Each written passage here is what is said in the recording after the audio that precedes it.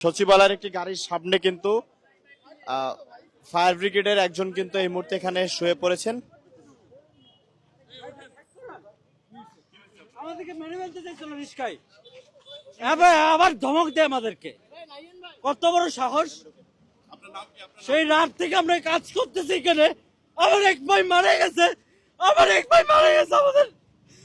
আমাদেরকে মেরে ফেলতে চাইছিল।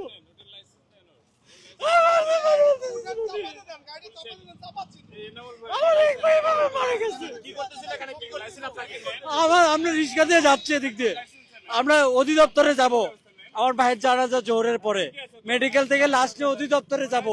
আমরা এদিক দিয়ে যাচ্ছি, উনি আমাদের রিস্কে চাপ মারছে। আমরা বলছি এভাবে চালাচ্ছেন কেন?